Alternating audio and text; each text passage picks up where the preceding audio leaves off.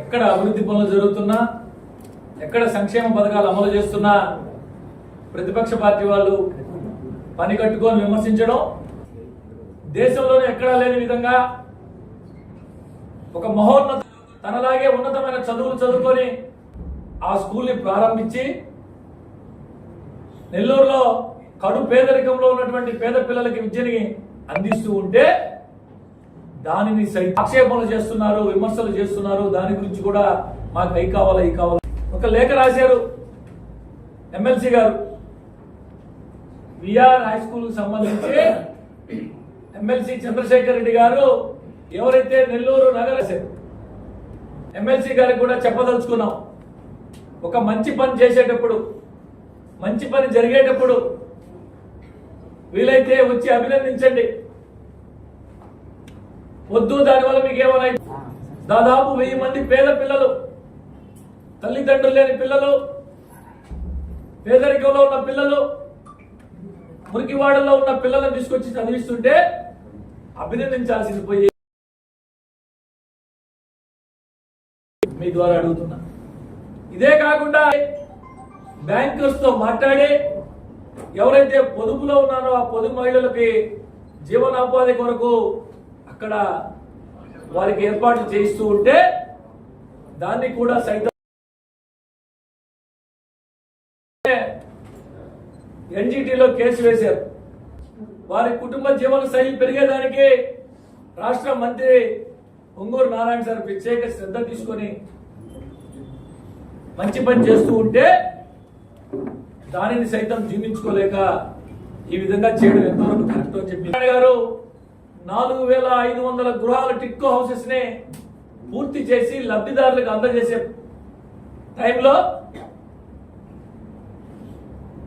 మనిషి యొక్క ఆలోచనలు ఎలా ఉంది, ఇక్కడ కానిస్తే మునిగిపోతారు, ప్రజలు ఇబ్బందులు పడతారు, మేమంతా ఇబ్బందులు పడతామని హైకోర్టులో సీనియర్ అడ్వకేట్ అయినటువంటి నాగార్జున ఇది అలవాటు. ఈ విధంగా మరి ముఖ్యంగా ఇటువంటి పనులు చేయించే వారికి ప్రభుత్వం చేస్తున్న మంచి పనులు ఏదంటే, మీరు ఒక కళాశాల కరెస్పాండెంట్ గా ఉన్నారు, వారు వారి పెద్దలందరి కాడి నుంచి ఉంది నెగిటివ్ గా కాదని మాట్లాడారు, డైరెక్ట్ గా పబ్లిక్ మీటింగ్ లోనే మాట్లాడారు. అది పెద్దవాళ్ళ వ్యవహారం. వాళ్ళు అంటే పల్నాటి గబ్బు చేసి ఎన్నికల్లో ఓటమి తర్వాత కారకులైనటువంటి కార్యకర్తల్ని వదిలేసి సంవత్సరం తర్వాత తగుదునమ్మా అంట నెల్లూరుకు వచ్చి ఈ రోజు గుర్తుకొచ్చేదానికి బీసీలను అడుగుతా ఉన్నా. ప్రజలకే మరీ ముఖ్యంగా మా బీసీ సోదరులకి నెల్లూరు జిల్లాలో కనీసం మాట సహాయం చేసేవని అడుగుతున్నా. ఏమి చేసావు నువ్వు అన్నాడు. ఏదో వేమిరెడ్డి ప్రభాకర్ రెడ్డి గారి గురించి నేను మాట్లాడితేనే పెద్ద నాయకుడు అయిపోతా, మర్చిపోయిన నెల్లూరు జిల్లా ప్రజలు మళ్ళీ నన్ను గుర్తు చేసుకుంటారు. భ్రమ భ్రమ. నీ సొంత పిఏ, నీ సొంత నిన్ను 6 గంటల సేపు కూర్చోబెట్టి సునకానందం పొందాల్సిన నీ మీద ఎందుకు టార్గెట్ ఉంటుంది అని అడుగుతున్నా. నీ గురించి నువ్వు ఊహించుకోవడం ఉత్తర కుమార మాటలు తప్ప. పోలీసు విచారణకి ఎక్కడెక్కడి నుంచో రండి పల్నాడు నుంచి కూడా హైకోర్టు డైరెక్షన్ తో విచారణ పిలిచారు పోలీసు వారు. ప్రసన్న కుమార్ రెడ్డి గారు హైకోర్టును ఆశ్రయిస్తే ఏమి దూపం తెగదు.